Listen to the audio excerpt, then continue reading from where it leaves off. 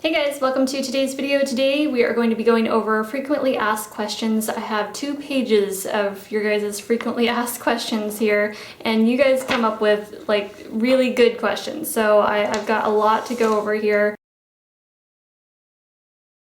This first question comes, it has to do more with my channel. So this is, how did you come up with your username? Pink So Foxy was a name that I made up a long time ago, like several years ago when I was first kind of getting into wanting to start my own business, and I was trying to come up with a business name. So Pink So Foxy just kind of fit what I was interested in doing at the time, which was I had a website, I was selling swimwear, clubwear, all kinds of clothes really, you know, and handbags, accessories, things like that.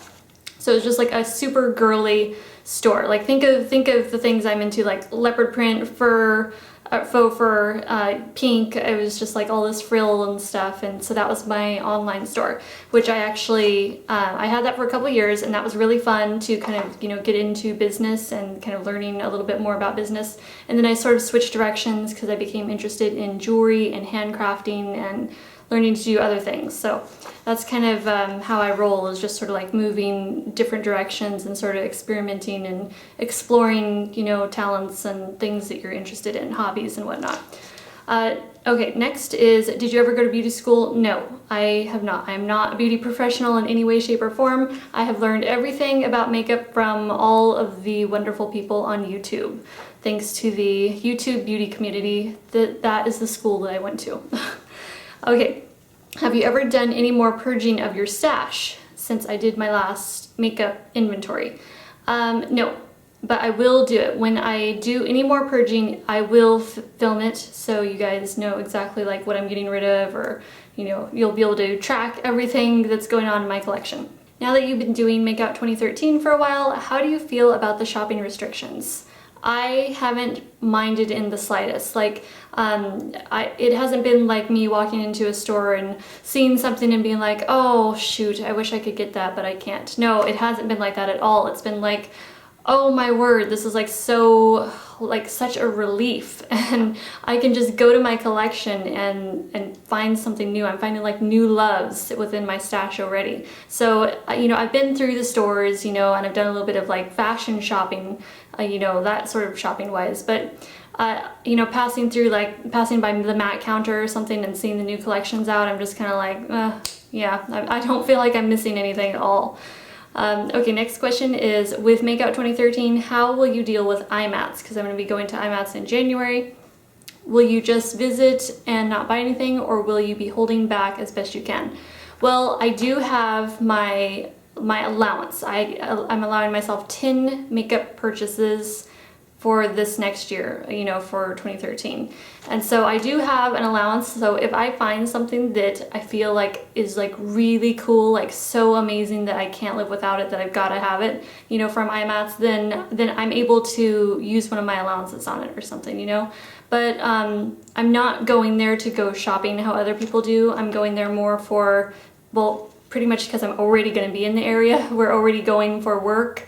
We're going to a gym show, and we have family that we're going to be visiting in the area. So we have those other things going on, but because we're kind of like it's all coinciding in the same time, I wanted to go to that too and meet a lot of the other YouTubers that I'm friends with, and yeah, so it's going to be more about socializing than like purchasing makeup, you know. And also, we enjoy going to trade shows, and I enjoy talking to the vendors and the other business owners, and there's always networking that can be done, you know. So meeting people and socializing is going to be my main thing there. Let's see. How does Michael feel about Makeout 2013 before you started and now that it's going? He loves it.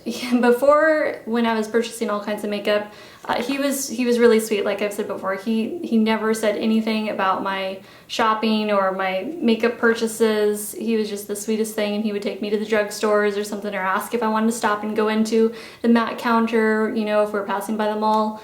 And he was just the sweetest. He's always been the sweetest. So now though, he's like, you know, he's like really happy that I'm, you know, focusing on using stuff in my collection instead of constantly like hoarding more. What is your opinion of plastic surgery or clinical microdermabrasion? Okay, plastic surgery, my opinion of plastic surgery, I'm not against it.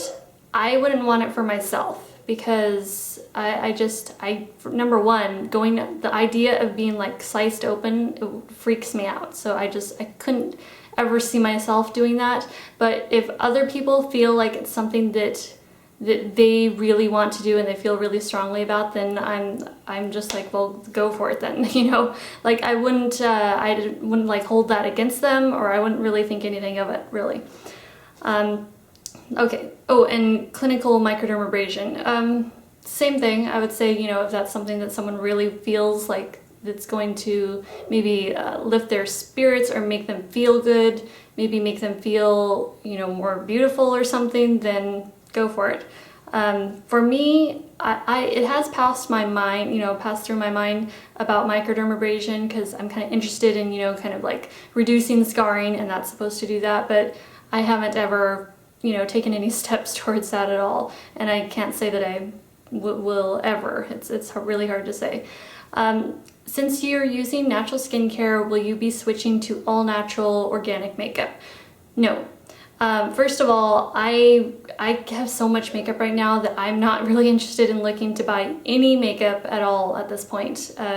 You know, and I guess someone had also asked, you know, well, after I start using stuff up, well, that's going to be a really long time. I do believe it's going to take me a really long time to actually get through some of this stuff. So that's not really, like, I'm not looking that far ahead right now.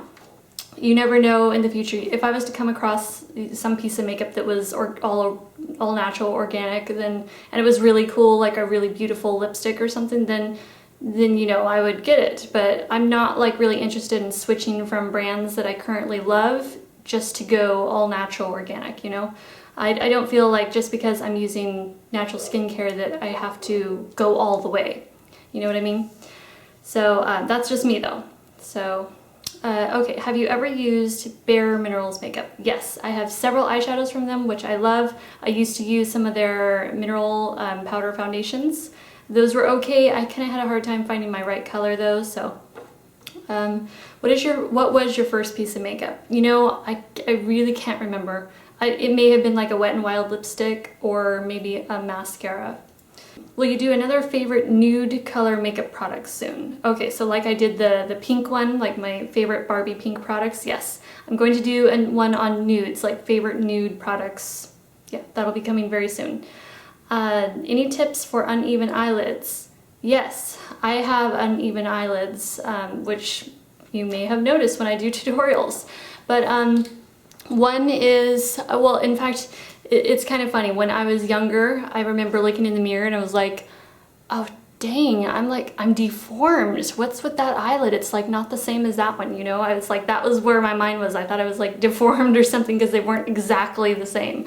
But now I've learned that that's how it is for a lot of people. So, you know, it depends on how uneven your eyelids are, really. And it would be hard to, well, wait, you know, the Pixie Woo sisters did a really good video. And in fact, if you go to their channel and check it out, Pixie Woo, you know, on YouTube. And so they have a really good one where they went over all different ways that your eyelid might be different and different little tips that you can do. But, you know, if they're different, basically you don't have to, say if you're doing like a winged eyeliner, you don't have to do the eyeliner exactly the same. Match it to where when you're looking straight ahead at the mirror, match it so it looks the same, appears the same when you're looking in the mirror, not exactly the same on your eye, you know, when you're doing it. I hope that makes sense. But yeah, you just want to make sure, like for example, this one, like this eye is a little more squintier for me, like my eyelid. And then this one's slightly more open, I think, if I have them, I might have them backwards right now, I don't know.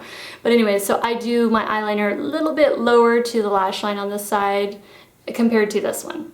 And it comes out looking even, you know? So, okay, on to the next. Any tips for starting a YouTube channel? I do have a video that was like a tag of why are you a YouTuber? I think I have more helpful tips than that than I could probably give you right here in a short amount of time. But if I could give you one tip about starting a YouTube channel, it would be to make sure you're doing it for the right reasons. Make sure you're doing it because you love it, because you love interaction with people. And yeah, don't do it because you want to get big on YouTube, you know, because people will be able to see right through you, basically. And you have to be real. If you're going on there and you're kind of, I don't know, like sometimes people tell me like, oh, you should be more bubbly or something, or you should smile more, or do, you know, you should be this, you should be that more, you know? But you can't do that. You've got to be yourself. Like if I was to act any different than I do in my videos, I wouldn't be me. I wouldn't be acting like my real self, you know? And so people will be able to see right through that. They will see, you know, people aren't dumb. They can see right through to who you really are and what you're really like naturally. So just be natural, be yourself, and do it because you love it. Those would be my main tips. Oh, and I guess there's a second part to their question, which was any tips on starting a YouTube channel and what my first video should be. Oh, well, there's lots of different choices for what your first video could be. You know, you could do something really simple, like maybe like a what's in my purse, or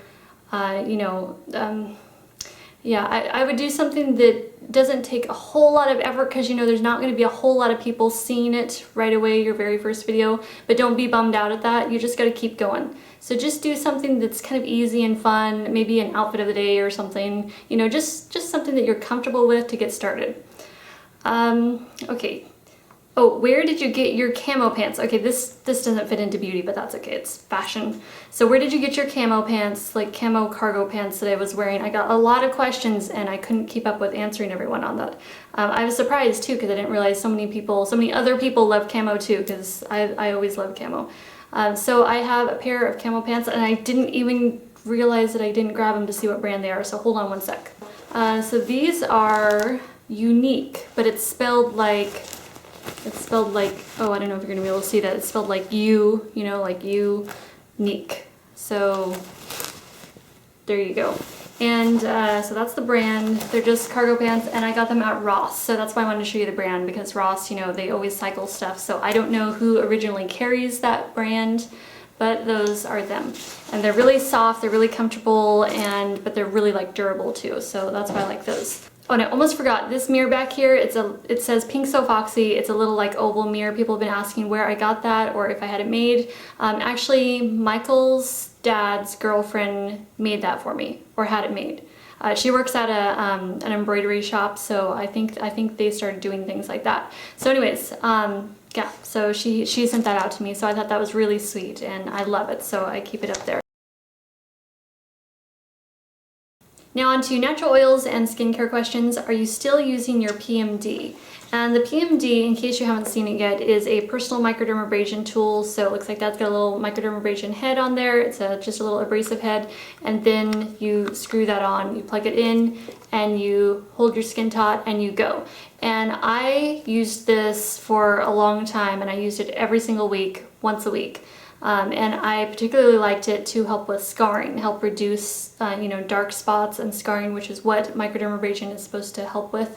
So I really enjoyed it, and I did take a break though, because I wanted to see how my skin would be without any help, just with completely natural oils, with no help from any Clarisonic. The same thing. I stopped using my Clarisonic and PMD because I just wanted to see how the natural oils would work all by themselves with no help.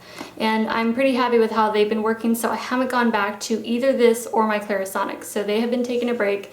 Not to say that I'm not going to use them again in the future, but I really wanted to have a good testing period to see what the oils can do on their own.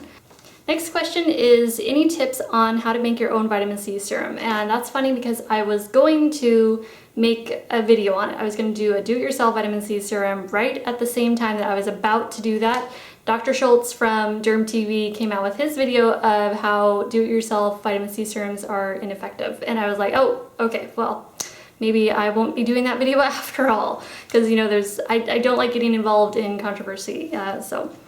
Anyways, the reason I was going to be making it myself, and why I have made it several times myself, but my reasoning was that I had been hearing so many other people having such good results on, you know, hyperpigmentation was fading from their at-home vitamin C serum, so I wanted to try it too.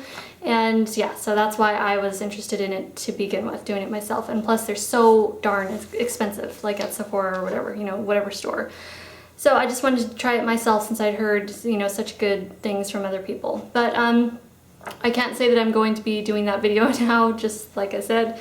But if I was to give you a couple quick tips, I know that most of the questions I was receiving about making your own was how do you get the granules of vitamin C to dissolve, because they were having trouble with that. The thing is, you gotta find it in the really fine powder. Sometimes there's vitamin C crystals and they can be more coarse, and they're gonna take a lot longer and a lot more work to try to get them to dissolve. You would even have to maybe use like warm water to get them to dissolve. You know, so a better way would be to go for the finest L-ascorbic acid that you can find, which the finest that I personally could find was at lotioncrafter.com, which I ordered this on their website. So anyways, it's like super fine, there's no problem at all, there's no granules whatsoever, it mixes immediately. So that would be my suggestion.